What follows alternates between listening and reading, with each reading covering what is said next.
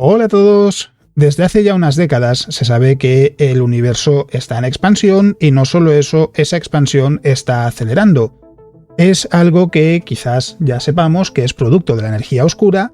y que da lugar a un fenómeno que es muy curioso porque va en contra de lo que hemos escuchado siempre, que es que si nos fijamos en las galaxias más lejanas que podemos observar desde el sistema solar, desde la Tierra, veremos que se mueven aparentemente más rápido que la velocidad de la luz. Y sin embargo siempre nos han dicho que eso no es posible. Así que la pregunta es obvia, ¿qué es lo que está sucediendo en ese caso? Lo que vamos a hacer en este vídeo es hablar de la energía oscura, de qué es la energía oscura, qué pasa con esas galaxias y además por qué la energía oscura y determinar cuál es la aceleración de la expansión del universo es uno de los aspectos más interesantes de la astronomía moderna porque puede abrir la puerta a encontrar nueva física. En primer lugar tenemos que hablar de Albert Einstein y de su teoría de la relatividad, porque quizá hayáis escuchado en algún momento la constante cosmológica. Einstein añadió la constante cosmológica en un momento dado para intentar obtener una solución a las ecuaciones de campo de la teoría de la relatividad que diesen como resultado un universo estático, es decir, que no estuviese ni en expansión ni en contracción. Y en ese contexto, esa constante cosmológica vendría a ser algo así como la masa del espacio vacío. La forma más fácil de visualizarlo es simplemente pensar en que ese espacio vacío, planteaba Einstein, sería algo así como un contrapeso al efecto de la gravedad. Si lo queréis ver de otra manera, como si fuese una especie de antigravedad para que el universo estuviese en equilibrio, porque si solo tuviésemos la gravedad, o bien tendríamos un universo en expansión o en contracción. Y aquí lo interesante es que en un momento dado, y es lo que se ha venido contando hasta el presente, Einstein definió esa constante cosmológica como su mayor fracaso, su mayor error. La historia en realidad es más sencilla de lo que podría parecer. Lo que sucedió fue simplemente que, por un lado, se entendió que en realidad el universo estático que planteaba Einstein no podía tener lugar en cuanto a que la distribución de materia en el universo no es homogénea y por tanto a nivel local, aunque se tuviese esa propiedad, esa antigravedad en el espacio vacío, las pequeñas diferencias a nivel local provocarían que el universo o bien se contrajese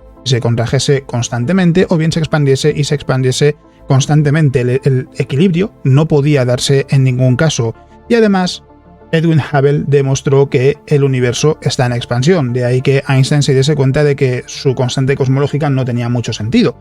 Sin embargo, con el tiempo, la constante cosmológica vuelve a aparecer.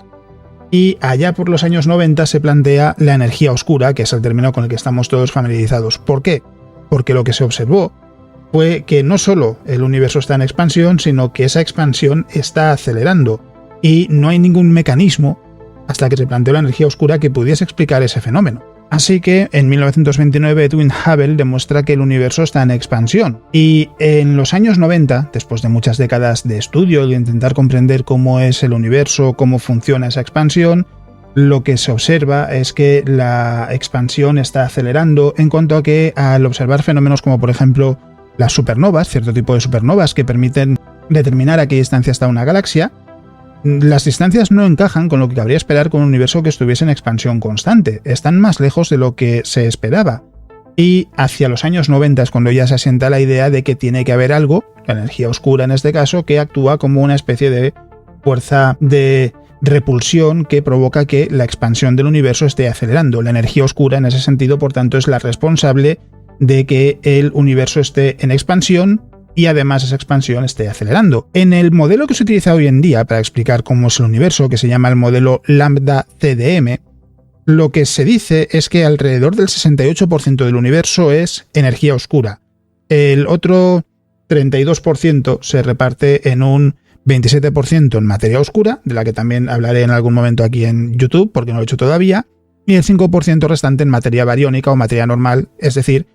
lo que podemos ver a nuestro alrededor, las galaxias, las estrellas, todo lo que podemos observar en el universo es materia bariónica, materia normal, y es tan solo el 5% del universo. La materia y la energía oscura solo interactúan con la gravedad, no interactúan con el espectro electromagnético, no podemos verla por tanto, y se puede decir que es invisible a nosotros. Además, esto hay que sumarle también que la energía oscura es muy teórica, bastante más que la materia oscura. Hay evidencias de que existe, como por ejemplo las ya mencionadas supernovas, y otros detalles pero el entender su naturaleza, el plantear cómo funciona, cómo es exactamente, más bien, es algo que no está muy bien entendido porque no hay mucho punto de partida que no sea teórico, esa es la realidad. Se está trabajando en intentar entender mejor la energía oscura, pero no es nada sencillo porque al final la única forma de analizarlo es a través de su interacción con la gravedad, y es un campo que no ha avanzado en cuanto a planteamientos e hipótesis de una manera tan atractiva como la materia oscura, donde constantemente se plantean diferentes partículas, diferentes escenarios para intentar dar con qué partícula es o qué mecanismo es lo que conocemos como materia oscura. Hay algo que es importante explicar, y es que la energía oscura es la mejor explicación para la expansión acelerada del universo dentro del modelo lambda CDM, que es el que se utiliza para explicar lo que podemos observar. Es el que mejor explica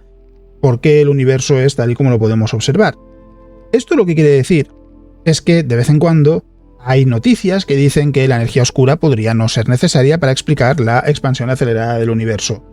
En realidad son planteamientos que lo que dicen es, si en vez de la relatividad tenemos un modelo de gravedad modificadas, como se le suele llamar, para explicar el universo, donde la gravedad funcione de una manera diferente, entonces no necesitaríamos energía oscura. Y es algo que cada cierto tiempo sale porque es posible que haya otros marcos que a lo mejor sí permitan explicar todavía mejor el universo, no se ha conseguido llegar a ese punto, y en esos marcos, si en algún momento se consigue que lleguen a ser mejores que el modelo lambda CDM para explicar el cosmos, la energía oscura no sería necesaria como concepto. Pero la realidad es que en estos momentos el modelo que mejor explica lo que observamos en el universo es el modelo lambda CDM, y en ese tenemos la energía oscura. Esto, sin embargo, también nos permite hacer predicciones sobre el futuro del universo, que es algo de lo que ya he hablado en más de una ocasión, en cuanto a que la energía oscura puede tener diferentes propiedades. Por un lado, lo que se plantea es que puede que la expansión del universo y la aceleración sean eternas, es decir, en ningún momento se detendrá la expansión del universo y además seguirá acelerando de manera indefinida. Esto nos lleva al escenario de la muerte térmica del universo, donde llegará un momento en el que en realidad lo que podremos ver, o podríamos ver si viviésemos en ese futuro tan lejano, sería únicamente el grupo local, las galaxias que están ligadas gravitacionalmente a la Vía Láctea. Y no veríamos nada más en el universo porque todo el resto de galaxias que podemos observar hoy en día se habrán alejado hasta el punto de que su luz ya no llegará a alcanzarnos, estará tan estirada que no será posible detectarlas. Y por otro lado, también se plantea que si la energía oscura tiene una propiedad en particular, podría aparecer lo que se conoce como la energía fantasmas, como se la llama,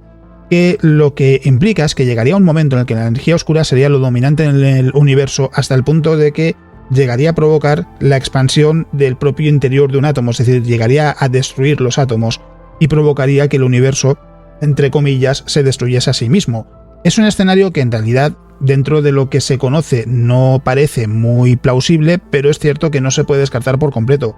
El final más asentado para el universo es el de la muerte térmica, porque es el que mejor encaja de nuevo con el modelo lambda CDM. Pero es verdad que esas otras posibilidades, como que el universo se contraiga o que se destruya a sí mismo, etcétera, etcétera, etcétera, no se llegan a descartar del todo porque es verdad que podrían funcionar si se da con un modelo diferente o si se encuentra algún otro ángulo para explicar la expansión del universo. Y la parte que da mucho dolor de cabeza es esa en la que nos dicen que las galaxias más lejanas que podemos observar se mueven más rápido que la velocidad de la luz. Y claro, automáticamente lo que nos viene a la cabeza es, pero si siempre nos han dicho que nada puede viajar más rápido que la velocidad de la luz, ¿cómo es posible? En realidad, esas galaxias no se están moviendo más rápido que la velocidad de la luz. Es más, desde la perspectiva de esas galaxias, es la Vía Láctea la que se aleja más rápido que la velocidad de la luz. Pero, sin embargo, en nuestro entorno ya sabemos que no nos estamos moviendo más rápido que la velocidad de la luz. ¿Qué es lo que sucede? Es la expansión del universo, la aceleración de la expansión del universo la que provoca ese fenómeno. Es decir, desde el punto de vista de la Vía Láctea, es esas galaxias lejanas las que se mueven más rápido que la velocidad de la luz. Desde el punto de vista de esas galaxias lejanas que se mueven muy por debajo de la velocidad de la luz, es la Vía Láctea la que se mueve tremendamente rápido. Y desde cualquier otro punto veríamos un escenario diferente. ¿Por qué? No hay nada que diga que el universo en sí mismo no puede expandirse a una velocidad muy superior a la velocidad de la luz. Y además en realidad solo sucede en distancias muy grandes. Porque hay que tener presente que la constante de Hubble, que es el valor que se utiliza para decir cuál es la aceleración de la expansión del universo, Se suele decir que está entre... Hay dos valores en realidad. Uno es 68 km por segundo por megaparsec, es decir, 68 km por segundo por cada 3,26 millones de años luz que nos alejamos. Hay que recordar, un parsec son 3,26 años luz y un megaparsec es 1.000.000 de parsecs. Es decir,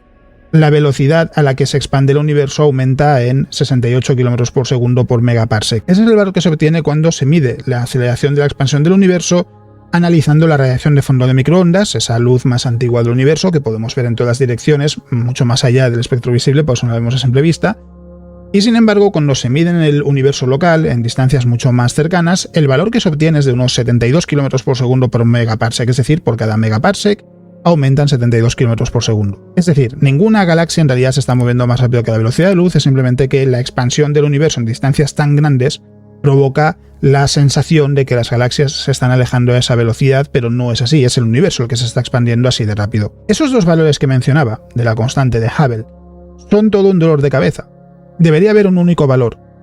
La aceleración de la expansión del universo debería ser la misma sin importar en qué momento de la historia del universo se esté midiendo. A fin de cuentas, si lo pensamos, al analizar la radiación de fondo de microondas, al utilizarla para determinar la aceleración de la expansión del universo, lo que estamos haciendo es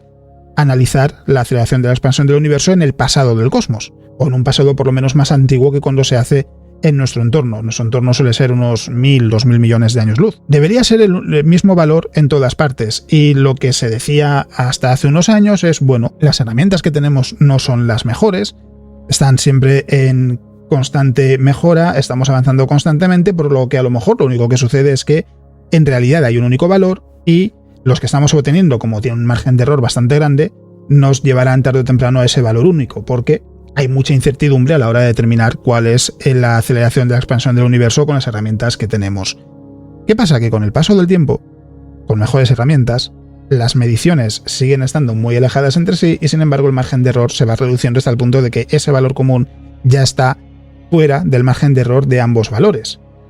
No puede haber dos valores diferentes para la aceleración de la expansión del universo. Si es así, quiere decir que hay algo que se está escapando que no encaja con el modelo lambda CDM. Y por tanto, hay que entender qué es lo que sucede.